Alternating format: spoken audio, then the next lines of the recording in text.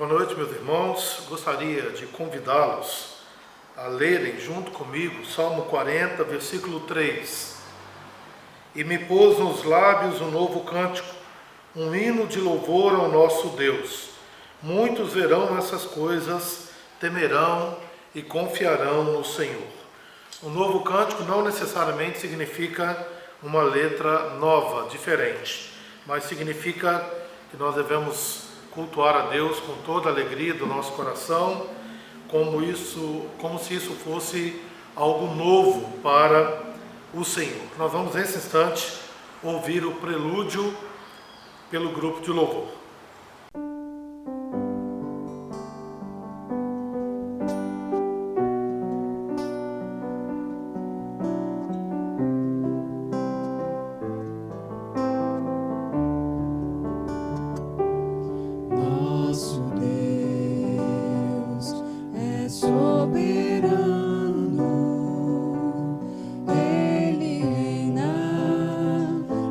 Da fundação do mundo, nosso Deus é soberano, Ele reina antes da fundação do mundo. A terra sem forma e vazia, e o Espírito do nosso Deus se movia sobre a face das águas. Foi Ele quem criou o céu dos céus, fez separação das águas da terra seca. Foi Ele quem criou os luminares, criou a natureza, formou o homem. Glória a Deus por suas maravilhas, pela sua grandeza. Glória a Deus por suas maravilhas, pela sua grandeza.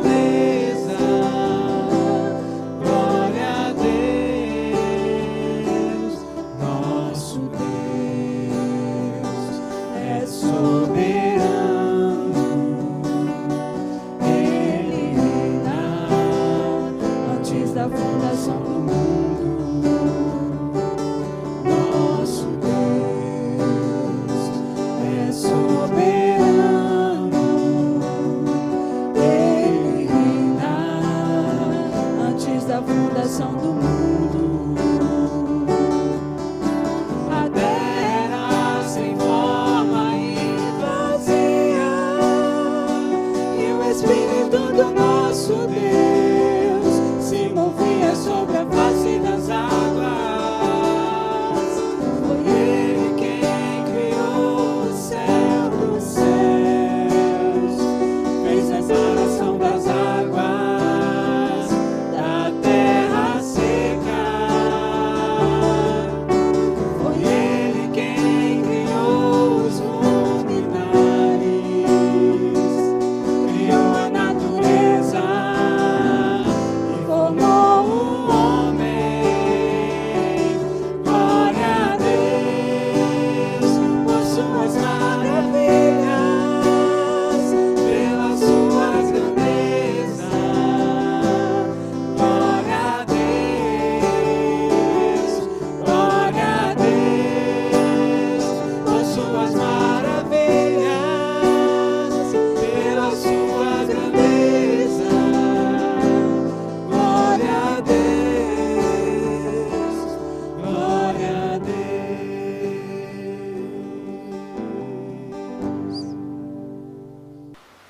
Quero convidá-los mais uma vez a lermos no Salmo 40, o versículo 11. Salmo 40, versículo 11. Não retenhas de mim, Senhor, as tuas misericórdias. Guarde-me sempre a tua graça e a tua verdade. não retenhas de mim, Senhor, as tuas misericórdias. Nós vamos fechar os olhos, nós vamos orar nesse instante, colocando as nossas vidas diante de Deus, confessando a Ele as nossas imperfeições e suplicando que, através do Seu Filho e na atuação do Espírito de Deus, possamos entrar diante dEle com cânticos de louvor. Vamos fechar os olhos, vamos orar. Senhor nosso Deus, nós nos submetemos a Ti nesse instante, rogando, assim como o salmista, que o Senhor não retenha de nós as Tuas misericórdias, que o Senhor nos ajude, Senhor, na nossa imperfeição, estarmos diante do Senhor em novo cântico, com o coração totalmente voltado para o Senhor e para a glória do Teu nome. Abençoa-nos, ó Pai, fale ao coração, nós oramos em nome de Cristo Jesus. Amém. Nós vamos nesse instante ouvir o grupo de louvor que nos conduzirá em cânticos espirituais. Boa noite, irmãos. Quero te convidar, juntamente conosco, a adorar o nosso Deus, cantando onde você está. As canções que serão entoadas, e elas engrandecem o nosso Deus, que criou todas as coisas para a sua glória, que sustenta todas as coisas, e é nele que nós confiamos. E é isso que nós vamos cantar nessa noite.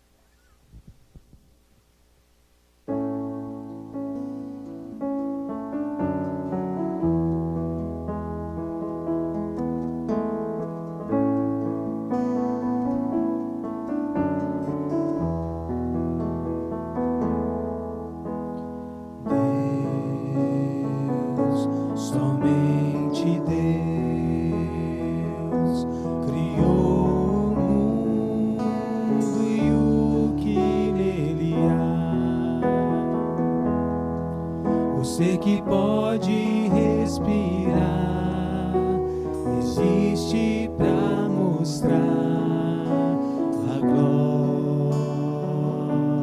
do Senhor.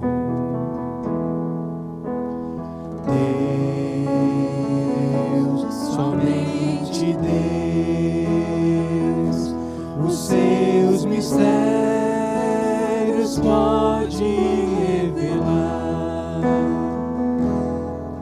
Os seus desígnios quem jamais um dia conheceu, pois Deus somente é Deus. Deus, somente Deus domina o trono.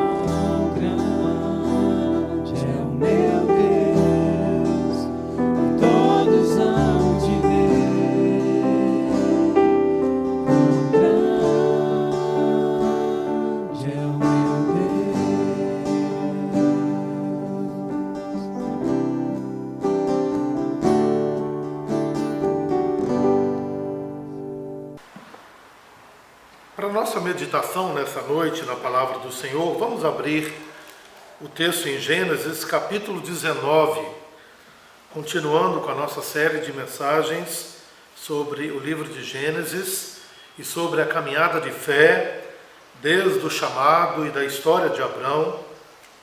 E nós vamos dar sequência hoje, lendo dos versículos 1 ao 22, depois vamos ler o verso 29 e vamos para o final, versos 36 a 38. Ao anoitecer vieram 2 anjos a Sodoma, a cuja entrada estava Ló assentado.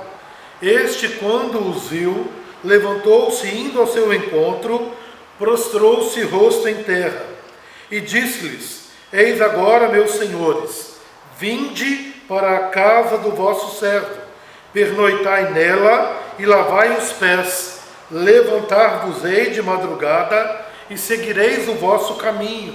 Responderam eles: Não, passaremos a noite na praça. Instou-lhes muito, e foram e entraram em casa dele. Deu-lhes um banquete, fez assar os pães asmos, e eles comeram.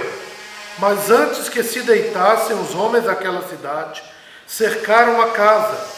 Os homens de Sodoma, tanto os moços como os velhos, sim, todo o povo de todos os lados. E chamaram por Ló e lhe disseram: Onde estão os homens que à noitinha entraram em tua casa? Traze-os fora a nós, para que abusemos deles. Saiu-lhes então Ló à porta, fechou-a após si, e lhes disse: Rogo-vos, meus irmãos, que não façais mal. Tenho 2 filhas virgens, eu vô-las trarei, tratai-as como vos parecer, porém nada façais a estes homens, porquanto se acham sob a proteção do meu teto. Eles, porém, disseram: Retira-te daí. E acrescentaram: Só ele é estrangeiro, veio morar entre nós e pretende ser juiz em tudo. A ti, pois, faremos pior do que a eles. E arremessaram-se contra o homem, contra Ló, e se chegaram para arrombar a porta. Porém, os homens, estendendo a mão, fizeram entrar Ló e fecharam a porta. E feriram de cegueira aos que estavam fora, desde o menor até o maior, de modo que se cansaram à procura da porta. Então disseram os homens a Ló: Tens aqui alguém mais dos teus, genro e teus filhos, e tuas filhas, todos quanto tens na cidade, faze-os sair deste lugar. Pois vamos destruir este lugar, porque o seu clamor se tem aumentado, chegando até a presença do Senhor, e o Senhor nos enviou a destruí-lo. Então saiu Ló e falou aos seus genros, aos que estavam para casar com suas filhas, e disse: Levantai-vos, saí deste lugar, porque o Senhor há de destruir a cidade. Acharam, porém, que ele gracejava com eles. Ao amanhecer, apertaram os anjos com Ló, dizendo: Levanta-te, toma tua mulher e tuas 2 filhas, que aqui se encontram, para que não pereças no castigo da cidade. Como, porém, se demorasse, pegaram os homens pela mão, a ele, sua mulher e as 2 filhas, sendo-lhe o Senhor misericordioso, e o tiraram e o puseram fora da cidade. Havendo-os levado fora, disse um deles: Livra-te, salva a tua vida, não olhes para trás, nem pares em toda a campina, foge para o monte, para que não pereças. Respondeu-lhes Ló: Assim não, Senhor meu. Eis que o teu servo achou mercê diante de ti, e engrandeceste a tua misericórdia que me mostraste, salvando-me a vida. Não posso escapar no monte, pois receio que o mal me apanhe e eu morra. Eis aí uma cidade perto, para a qual eu posso fugir, e é pequena. Permite que eu fuja para lá. Porventura não é pequena? E nela viverá a minha alma. Disse-lhe: Quanto a isso estou de acordo, para não subverter a cidade de que acabas de falar. Apressa-te, refugia-te nela, pois nada posso fazer enquanto não tiveres chegado lá. Por isso se chamou Zoar, o nome da cidade. Verso 29. Ao tempo que destruía as cidades da campina, lembrou-se Deus de Abraão e tirou a Ló do meio das ruínas, quando subverteu as cidades em que Ló habitara. Versos 36 a 38. E assim as duas filhas de Ló conceberam do próprio pai. A primogênita deu à luz um filho e lhe chamou Moabe. É o pai dos moabitas até o dia de hoje. A mais nova também deu à luz um filho e lhe chamou Ben-Ami. É o pai dos filhos de Amon até ao dia de hoje. Vamos orar mais uma vez. Senhor nosso Deus e Pai querido, abra o nosso coração para aquilo que vamos ouvir na Tua Palavra nesse instante. Ajuda-nos, ó Pai, orienta a nossa vida e abençoa-nos, ó Deus, na nossa caminhada de fé. Nós oramos em nome de Cristo Jesus. Amém. Hoje nós vamos falar, irmãos, sobre o juízo de Sodoma e Gomorra. E quando nós olhamos para este capítulo 19, a gente pode comparar quando a gente para assistir um filme de desastres. E é interessante que você já começa o filme sabendo que a catástrofe que virá, ela é certa. Porque se o filme é de uma tragédia, é de um desastre, você já começa o filme pensando que ela irá acontecer a qualquer momento. Todos nós, eu acredito, que podemos ver o filme Titanic, a história daquele navio, daquela embarcação, que na sua primeira viagem sofreu uma colisão com um iceberg e ele veio a pique. O texto, quando fala de Sodoma e Gomorra, especialmente no capítulo 13, se você puder acompanhar comigo, no verso de número 10 diz: levantou Ló os olhos e viu toda a campina do Jordão, que era toda bem regada, antes de haver o Senhor destruído Sodoma e Gomorra, como o jardim do Senhor, como a terra do Egito, como quem vai para Zoar. Capítulo 13, no verso 10, diz: antes de haver o Senhor destruído Sodoma e Gomorra. Nós já começamos o texto lá atrás, sabendo que esse desastre, ele irá acontecer a qualquer momento. Capítulo 13 ainda, o verso de número 13, nos fala a respeito do motivo desse desastre. Diz o texto: ora, os homens de Sodoma eram maus e grandes pecadores contra o Senhor.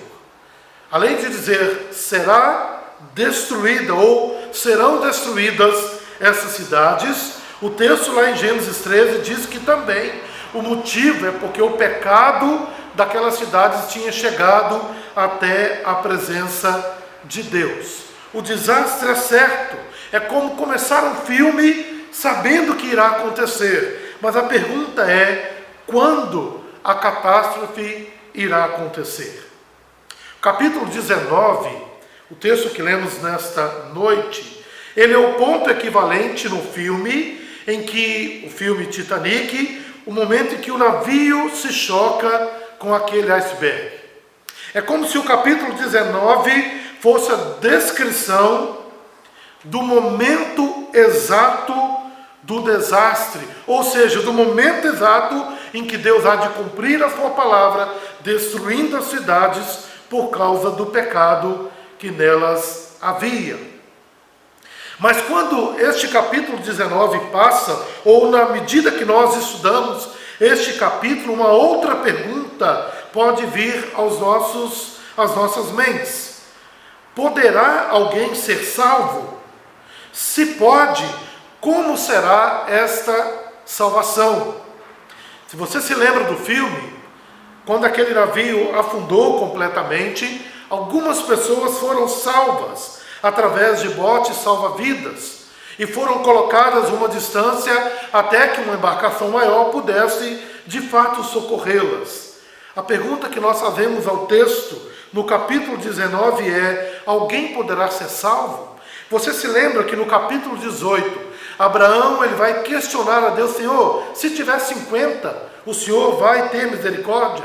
Se tiver 45, 30, 20, 10, Senhor.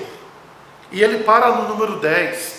E o texto é muito claro, o texto que lemos nessa noite, verso 29, que ao tempo que destruía as cidades da campina, lembrou-se Deus de Abraão.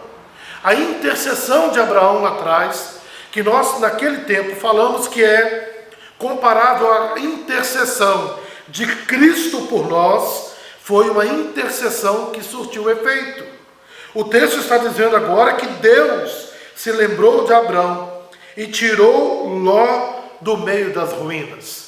É interessante que o texto descreve a ruína da cidade, é como se Deus fosse ali no meio daquilo tudo e resgatasse a família de Ló. Quando nós olhamos para o contexto mais amplo do capítulo 19 e a destruição da cidade, a gente pode fazer uma comparação com Gênesis capítulo 3.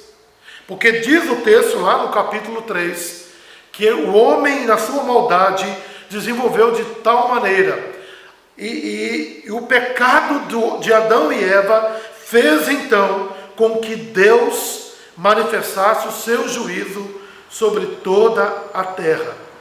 A queda de Sodoma tem como contexto mais amplo a impiedade universal da humanidade, que foi iniciada em Gênesis capítulo 3. Paulo mais tarde vai dizer isso, escrevendo aos Romanos, que não há um justo, nenhum sequer, não há um que faça o bem, todos pecaram e carecem da glória de Deus. A destruição e o juízo de Deus sobre Sodoma nada mais é do que uma pequena amostra de que Deus, ele há de condenar todo o pecado, mas ao mesmo tempo que manifesta o juízo de Deus, manifesta também a graça de Deus, porque ele vai salvar aqui a família de Ló. E é nesse sentido que nós queremos desenvolver a nossa mensagem nesta noite. Veja só, irmãos, não só os habitantes de Sodoma e Gomorra eram pecadores, mas a partir da história de Adão e Eva, diz a Bíblia que todos se rebelaram, todos foram exilados. E se a gente quiser pegar o filme que nós falamos do Titanic, a gente poderia dizer: todos foram colocados no navio do mundo, seja de primeira ou de segunda classe. Contudo, uma coisa é certa: toda a raça humana está em rota de colisão.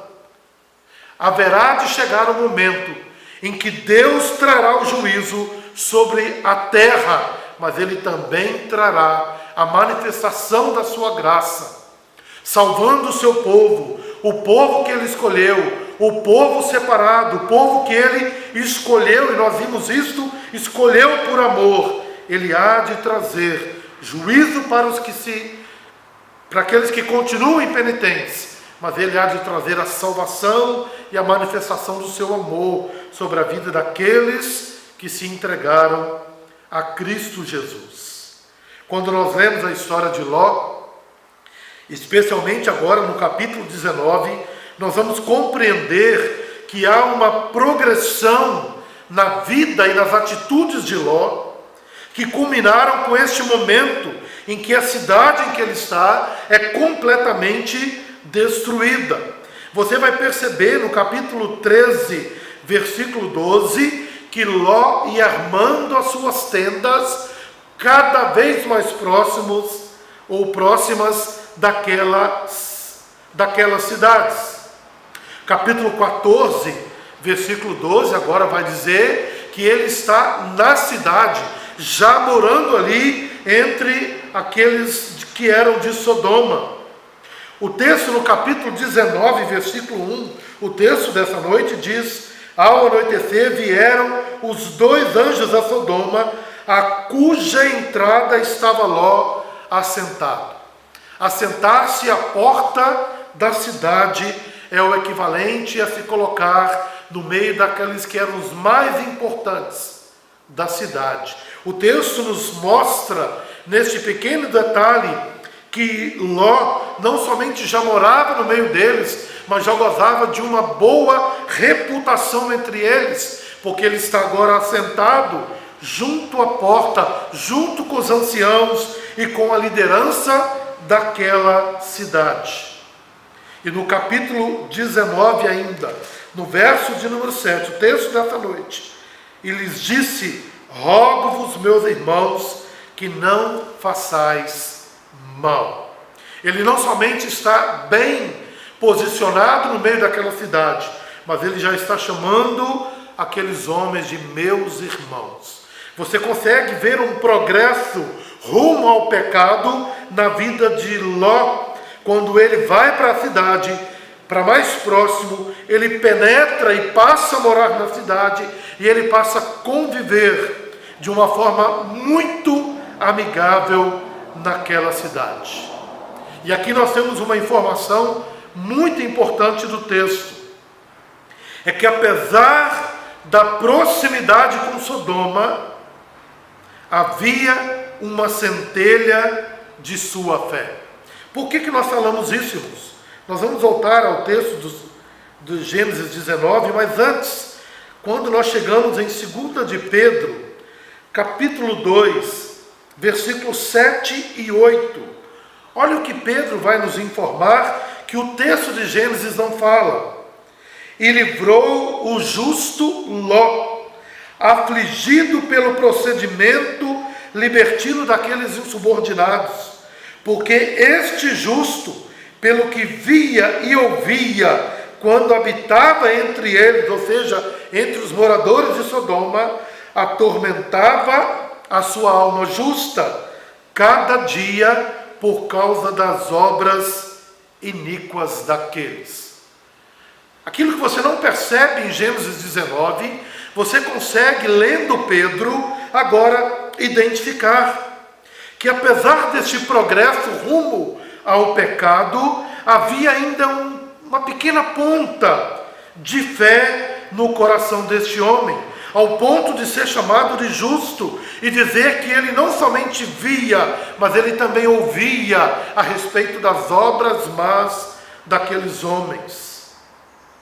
Podemos dizer então que Ló nunca se identificou totalmente com o mundo em que vivia, mas, e aqui é que está o grande perigo, ao mesmo tempo ele não queria deixá-lo para trás. O que nós estamos dizendo?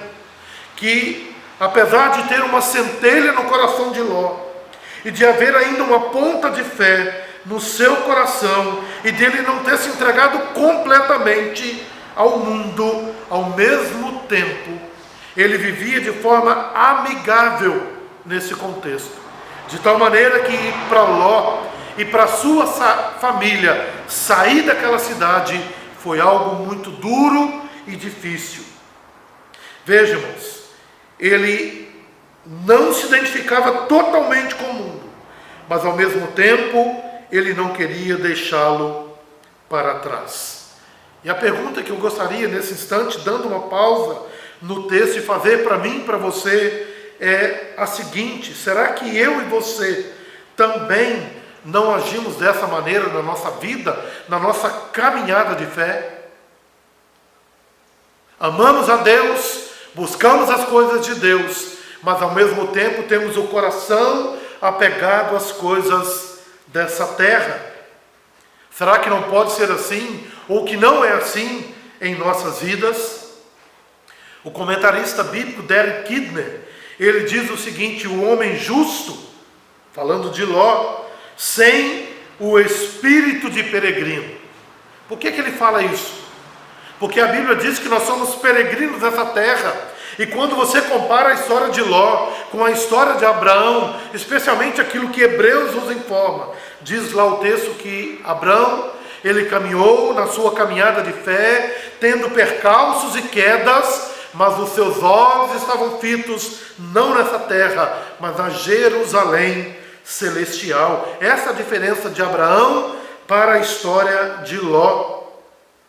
É que um olhava para o céu, o outro dizia amar a Deus, mas ao mesmo tempo olhava para as coisas ao redor dele. Ele não tinha esse coração e esse espírito de peregrino. Em outras palavras, Ló queria fincar o pé ali onde ele estava. Seria como se ele afirmasse: Senhor, eu almejo o céu, mas a terra é tão boa, e aqui onde eu estou está tão bom de ficar. Percebemos, irmãos, na história de Ló, nesta história de caminhada com Deus, de que ele tentou manter uma dupla cidadania no mundo, mas ao mesmo tempo uma cidadania no céu. Por que nós sabemos disso também quando nós olhamos para o texto de Gênesis 19? Porque o texto vai nos informar que Ló sabia do mal em deixar seus hóspedes pelas ruas. Percebe, irmãos, que quando, e aqui é uma similaridade muito grande com a história de Abrão, que nós lemos no capítulo 18, diz o texto que Abrão está sentado ali próximo da sua tenda, debaixo de uma árvore, quando ele avista 3 homens chegando. Diz a Bíblia que um se apresenta e ele é chamado de Senhor, porque ele é Cristo ali junto com Abrão.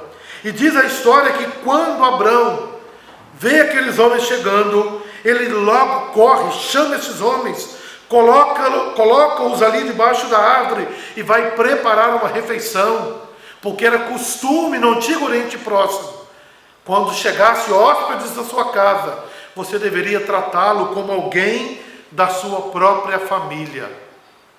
Quando Jesus conta aquela parábola daquele homem que à noite bate na porta do seu vizinho pedindo um pedaço de pão porque chegou gente na sua casa, é dentro dessa perspectiva e contexto. E agora diz o texto que Ló, assentado à porta da cidade, ele faz exatamente como Abrão. Ele corre, se coloca diante daqueles homens e diz: não fiquem aí, venham para minha casa. E eles disseram: não, nós passaremos na praça. E diz o texto no verso 3: instou-lhes muito, e foram e entraram na casa dele. Deu-lhes um banquete, fez assar uns pães asmos, e eles comeram. Você se lembra, no capítulo 18, Jesus fica com Abrão, ali em companhia dele. 2 anjos vão cumprir a ordem de Deus em destruir a cidade. E agora eles entram na casa de Ló, e Ló sabe que deve proteger os seus hóspedes. Mas ao mesmo tempo, irmãos, que Ló, ele tem uma centelha de fé e do conhecimento da vontade de Deus. Diz o texto que ele foi capaz de descumprir uma obrigação mais sagrada ainda do que proteger os hóspedes. Diz o texto que ele ofereceu as suas filhas para aqueles homens. Olha que fato interessante. Ele sabe que tem que cuidar dos hóspedes, mas ao mesmo tempo ele negligencia uma obrigação mais importante ainda, que era cuidar das suas famílias, ou da sua família. E diz o texto, ele diz: eu tenho aqui 2 filhas, façam com ela o que vocês quiserem. Este é o coração de alguém que tem os olhos fitos em Deus, mas ao mesmo tempo está se acostumando com a vida ao seu redor. E aí a pergunta que eu faço para mim, para você, mais uma vez: isso não acontece conosco da mesma forma? Quantas vezes eu e você duvidamos entre o que é bom e entre aquilo que é melhor ainda? E quantas vezes, porque tiramos os olhos de Cristo, nós fazemos coisas que são boas, mas que não são as melhores. E é isso que o texto nos informa, é que Ló toma uma decisão, mas ele não toma a melhor decisão. Ele está entre agradar a Deus, mas ao mesmo tempo agradar aos homens da sua cidade que estão ali próximos dele. Ló não podia sair dessa situação. Diz a palavra de Deus que, por causa do pecado da cidade, os anjos foram para destruir. Só a intervenção dos anjos é que poderia livrar Ló daquela situação. Se você olhar para o texto com muito cuidado, você vai perceber uma verdade. É que Ló, ele diz, ok, vamos sair, mas ele começa a recalcitrar. Ele começa a duvidar, e ele começa a colocar empecilhos. Não, não faça isso, não vão agora. E os anjos vão apertando com ele, dizendo, vamos Ló, porque enquanto você não sair, eu não posso cumprir a ordem do Senhor. Isso demonstra que, mesmo querendo agradar a Deus, ele também vai titubeando na sua fé. Mas não tinha jeito, a palavra de Deus diz que o juízo tinha chegado. Diz o texto que eles foram ali para subverter aquela cidade, porque tinha chegado até aos céus a maldade de todos aqueles homens. O juízo tinha chegado, o machado já tinha começado a descer sobre aquelas cidades, e a ordem para Ló era: saia ou morra junto com essa cidade. E Ló vai aprender, ou deveria ter aprendido, que ele não podia levar o mundo com ele. A Bíblia diz que há uma saída meio que atropelada, e o anjo pega na mão deles, e eles saem correndo. E Ló deixa para trás tudo aquilo que ele tinha até então colocado e dado tanto apreço. E ele precisa sair. Aqui, irmãos, há uma informação muito importante para mim e para você na nossa caminhada de fé. É que Deus é radical. E Ele quer, para mim e para você, que a gente tome uma postura radical em relação a Ele. Diz o texto, ele é tomado pela mão pelos anjos. Ele e a sua esposa, e eles então estão correndo para sair e se livrarem daquela destruição. Essa verdade ela é muito importante. Deus quer tudo ou Ele não quer absolutamente nada. E nós vamos perceber esta relutância quando nós vemos a história da mulher de Ló, que mais tarde é colocada nos evangelhos como um alerta para mim e para você. É que a relutância daquela mulher mostra que ela deveria olhar para frente, olhar para Cristo, conforme Hebreus 12, que é o autor e consumador da nossa fé, mas o seu coração estava apegado àquele lugar. E mesmo diante da ordem, corram, não olhem para trás, ou seja, não coloquem dúvida no coração. Aquela mulher olhou, e diz o texto, se tornou numa estátua de sal. Ela pereceu, não com a cidade, mas ela pereceu como a cidade também, porque o seu coração estava pegado a este mundo e as coisas dessa terra.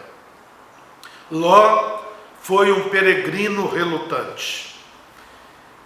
E o que esse texto nessa noite quer nos mostrar é que nós precisamos que, mesmo caindo, devemos olhar para o exemplo de Abraão, porque ele sim, mesmo caindo, olhou sempre para Cristo. Mas Ló, ele foi um peregrino relutante. Ao receber a ordem de ir para o monte, você vai encontrar isso aqui no texto, ele quer negociar ainda com os anjos, dizendo, não para o monte, mas eu quero ir para uma cidade. Veja, irmãos, que ainda há um pouco do coração de Ló preso à cidade. E ele diz, aquela cidade é pequena, e eu vou para aquela cidade. Ele é relutante. Versos 19 e 20 nos informa a respeito disso. E mais uma vez, não temos agido assim em relação a este mundo. Eu queria que eu e você, a gente pudesse refletir a respeito disso nesse instante. E aí o texto vai nos acrescentar uma outra verdade, é que nós não temos condições de salvar a nós mesmos. Somos também relutantes. mas a graça de Cristo nos basta. Lá em Lucas capítulo 22, Lucas capítulo 22, o versículo 32, olha o que esse texto nos informa, irmãos. Lucas 22, versículo 32. Eu, porém, roguei por ti, para que a tua fé não desfaleça. Tu, pois, quando te converteres, fortalece os teus irmãos. Você se lembra? O texto aqui está falando de Pedro. E Pedro é avisado de que ele negaria o Senhor. E ele disse: Senhor, de maneira alguma eu farei isso. Então o verso 31 diz: Simão, Simão, eis que Satanás vos reclamou para vos peneirar como trigo. E aí então Jesus diz: eu, porém, roguei por ti, para que a tua fé não desfaleça. Irmãos, a nossa caminhada de fé, nós só prosseguimos porque Cristo intercede por nós. Porque Ele se coloca como mediador entre nós e o nosso Deus. Porque caso contrário, nós seríamos também relutantes, ao ponto de agirmos como Ló agiu no capítulo 19. Após salvar o seu povo, diz o texto, virá o juízo divino. Assim como foi com Sodoma e Gomorra, diz o texto, será no fim da história. Percebam que lá no começo nós falamos que a história da humanidade é como a história daquele navio Titanic que sai e vai com um destino. Mas antes disso há uma queda, antes disso há uma catástrofe que acontece. E a pergunta que nós fizemos lá atrás, quem pode ser salvo? A resposta para a história da humanidade toda, que chegará ao seu final, somente aqueles pelos quais Cristo veio para morrer em seu lugar. É a mesma história. Veja, assim como Sodoma e Gomorra teve o seu juízo naquele dia, será também no fim da história. E mais uma vez eu quero ir até aquilo que Jesus nos fala em Lucas capítulo 17 agora, versículos 28 a 30. Jesus nos assevera o seguinte, de 28 a 30, o mesmo aconteceu nos dias de Ló. Comiam, bebiam, compravam, vendiam, plantavam e edificavam. Mas no dia em que Ló saiu de Sodoma, choveu do céu fogo e enxofre e destruiu a todos. Assim será no dia em que o Filho do Homem se manifestar. Vejam, irmãos, nós caminhamos para este mesmo fim. E agora, diz o texto que a semelhança dos homens de Sodoma, a humanidade de hoje também continua caminhando, vendendo, comprando, plantando, como se a vida fosse só aqui na terra. E eles se esquecem de que o fim virá, e de que aquele que veio uma vez através de Cristo, ele virá uma outra vez, agora para trazer juízo sobre aqueles que não creram. Mas ao mesmo tempo, uma mensagem de amor e de misericórdia sobre a vida daqueles que creram no Senhor Jesus. Assim como Deus providenciou para Ló um lugar de refúgio, Ele também providencia refúgio em Jesus Cristo. Tanto no Antigo Testamento como no Novo Testamento, Deus é descrito como justo e gracioso. Mas como é possível isso ao mesmo tempo? Um Deus que é justo, mas Ele é gracioso. Só tem uma forma. Quando nós olhamos para a cruz. A resposta está na cruz, porque na cruz, ao mesmo tempo que Deus é justo, porque lança sobre Cristo o nosso pecado, diz a palavra de Deus, Ele também é amor, porque Ele imputa a mim e a você, pecador, a justiça de Cristo. Só a cruz de Cristo pode revelar esse caráter de Deus. O juízo executado sobre Cristo aponta para a única forma de salvação. Lá em Mateus capítulo 26. Mateus capítulo 26, versículo 39. Mateus 26, 39. E nós já estamos indo para o final. Diz o texto: adiantando-se um pouco, prostrou-se sobre o seu rosto, orando e dizendo: meu Pai, se possível, passa de mim este cálice. Todavia, não seja como eu quero, e sim como tu queres. Na oração do Getsêmani, Jesus pergunta para Deus: Senhor, é possível passar este cálice? Nós vamos perceber, irmãos, pela continuidade da história de Cristo e pela continuidade da narrativa da palavra de Deus, que não era possível. O cálice não foi removido, pois não havia outro modo de salvação.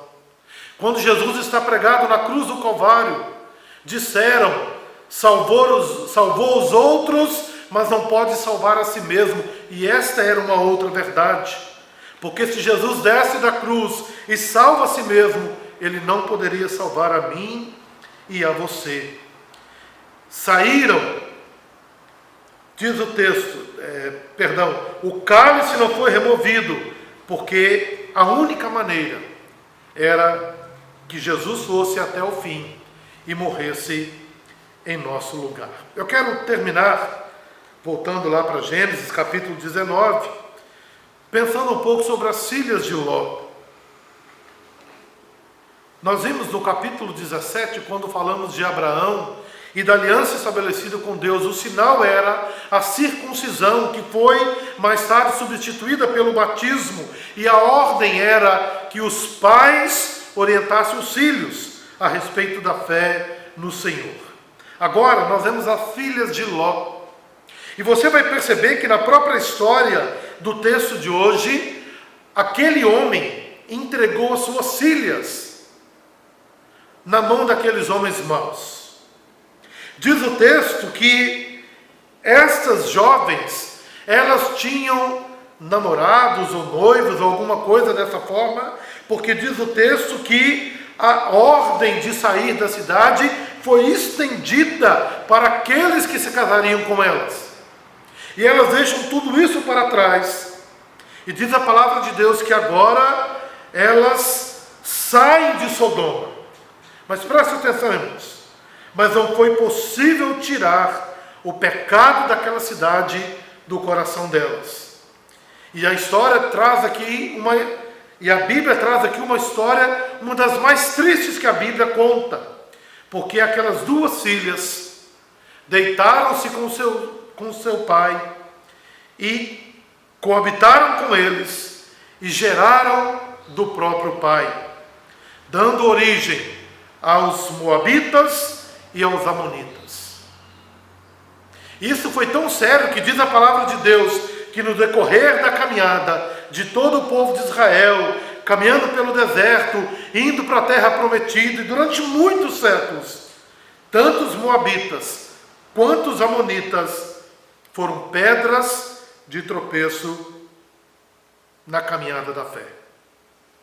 E esta história vai nos mostrar que nós precisamos estar atentos àquilo que essas duas jovens fizeram aqui no texto. Por quê? Porque ao mesmo tempo que saíram, não permitiram que fossem tirados delas o amor às coisas dessa vida.